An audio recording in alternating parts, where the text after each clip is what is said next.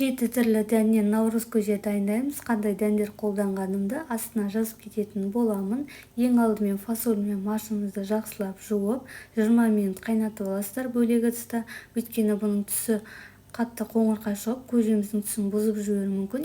Ет қосатын болсаңыздар, етімізді жақсылап бешбармаққа дайындағандай қайнатып пісіріп аласыздар. Етіміз піскеннен кейін жүгері бидайымызды салып, жүгері толықтай піскеннен кейін барып, маш, фасоль, ловияны салып жақсылап араластырып аласыздар.